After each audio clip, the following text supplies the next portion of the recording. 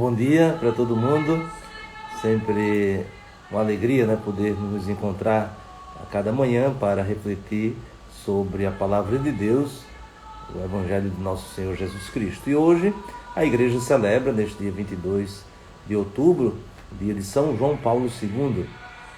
Então, para nós, um Papa que é muito amado pelo povo brasileiro, pelas suas visitas, pela sua presença também aqui na nossa nação. Então, que ele interceda por todos nós, e hoje o nosso pedido que interceda pelo Brasil, pela América Latina, sobretudo nesses tempos tão difíceis e tão exigentes para vivermos a nossa fé. E ele que foi um Papa tão convencido e convicto da sua fé e no seu testemunho, até mesmo diante de provações e do próprio sofrimento.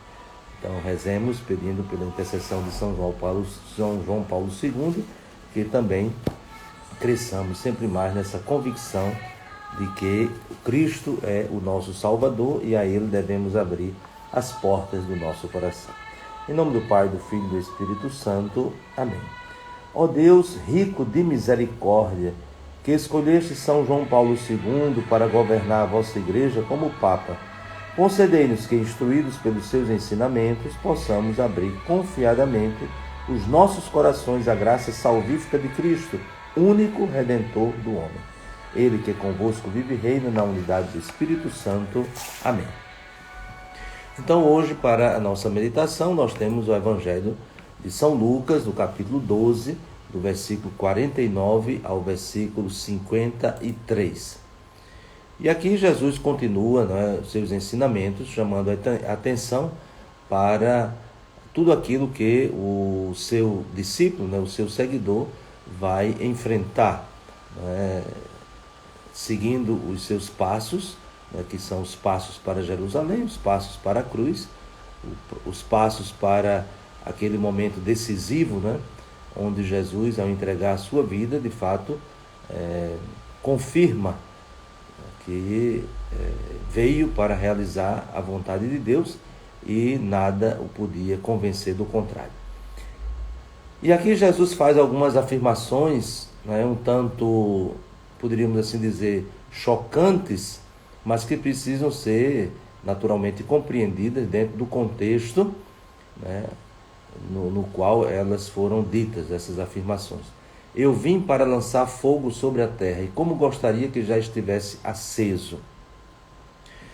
O fogo, na Sagrada Escritura, na tradição bíblica, tem um simbolismo muito forte. Primeiro, relacionado à luz. E quando nós pensamos que a luz, na narração da criação, é a primeira criatura que Deus chama a existência, então podemos até dizer que a luz está muito relacionada à própria criação.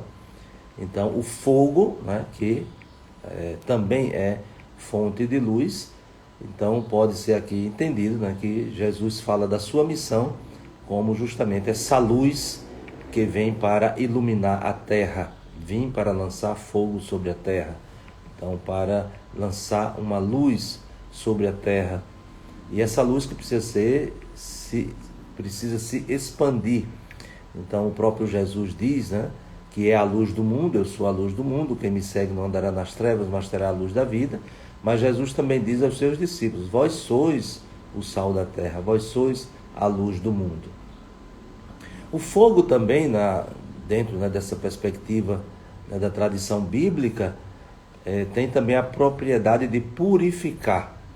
Então, pelo fogo, se purifica os metais e assim por diante. Então, Jesus, utilizando esta metáfora, esta comparação, também está dizendo que a sua missão é de purificação, de discernimento. Por isso que tem sempre apelo de conversão, apelo de mudança de vida, e, portanto, o fogo representa isso.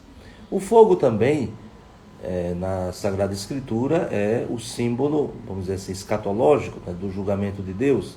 E Jesus vem justamente enviado pelo Pai para fazer esse julgamento, para fazer o discernimento daquilo que é contrário ao plano de Deus, ao projeto de Deus, à vida, e aquilo que é em favor da vida.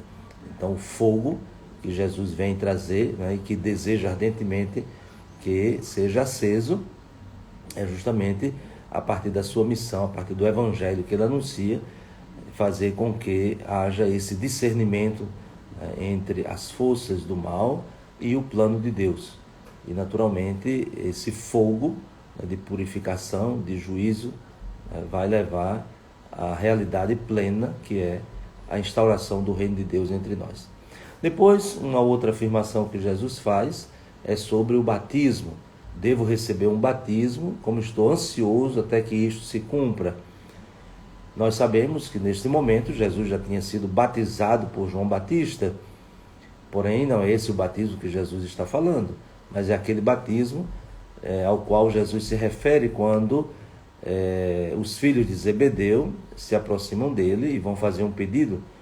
E o pedido que eles querem, o que é? Que quando Jesus comece a reinar, que Jesus coloque um à sua direita e outro à sua esquerda.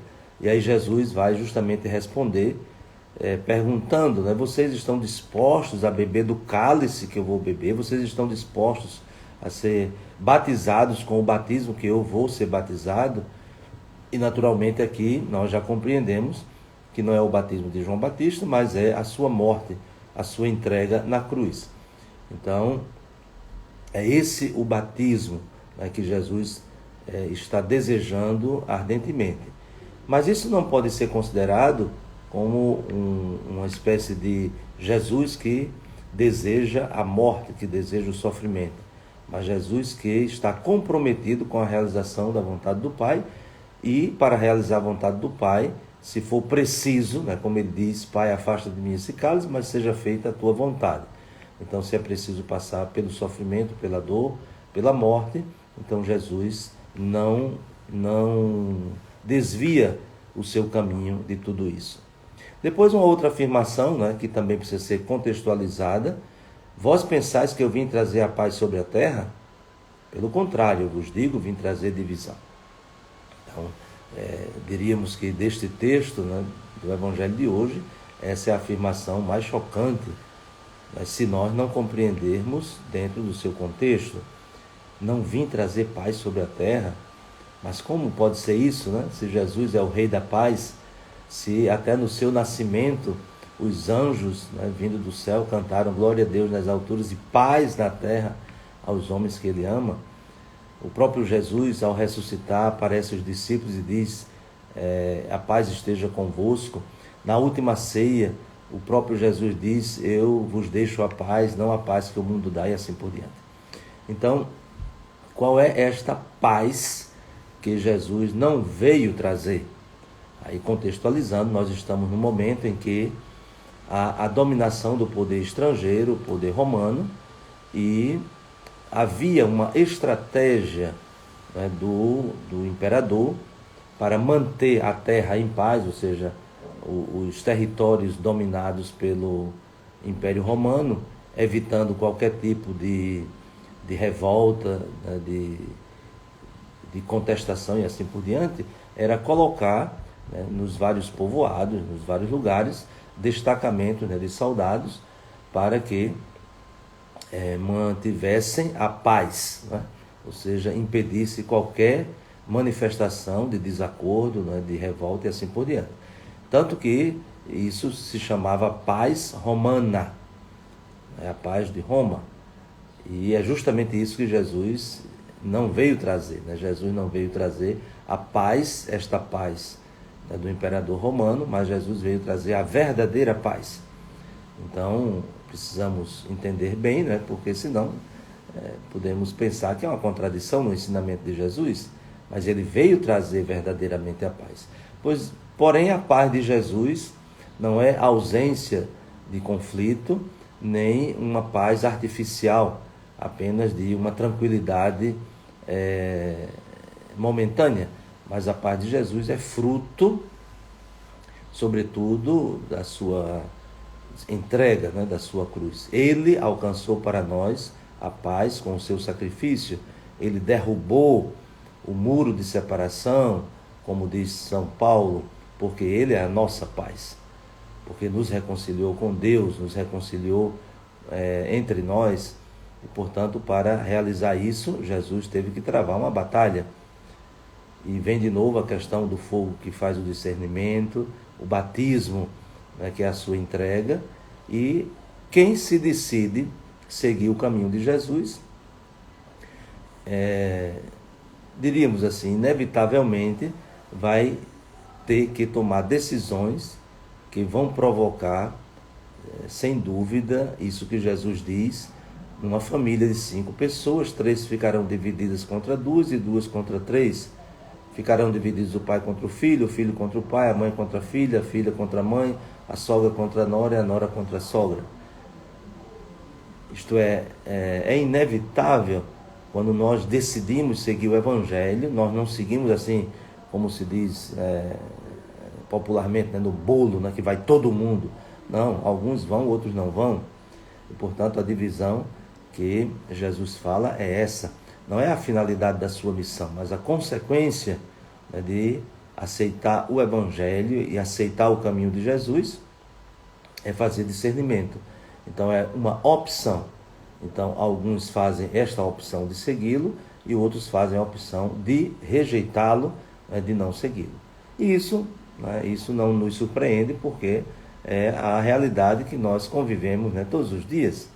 Até mesmo na família há pessoas que aderem à fé cristã, há outras pessoas que não aceitam, há pessoas que até criticam, há pessoas que perseguem, há pessoas que desqualificam, isso em todos os ambientes, né? Até mesmo numa família, né? Por isso que Jesus parte dali, numa família. Não precisa nem ser num grupo, não precisa ser na comunidade externa, não precisa ser no ambiente de trabalho, mas onde há adesão a Jesus Cristo, há a exigência de seguir os seus passos. E o próprio Jesus, né, passa por isso. O próprio Jesus é perseguido, rejeitado e condenado à morte por causa da sua opção pela construção e difusão do reino do seu Pai. Então, peçamos hoje, né, como lembrava no início, pela intercessão de São João Paulo II, né, que deu grande testemunho, né, à humanidade da sua convicção de fé, da sua fidelidade a Jesus Cristo, né? Ele inicia o seu ministério justamente convidando o mundo a não ter medo, né? Não tenham medo, né? E abrir o coração, né? Escancarar, né? Como ele utilizou a palavra, o coração, as portas do coração para Cristo, que Ele é o nosso único Salvador. Então, que desça sobre vós, pela intercessão de São João Paulo II, a bênção de Deus Todo-Poderoso, Pai, Filho e Espírito Santo. Amém. Um bom dia para todos e até amanhã, se Deus quiser.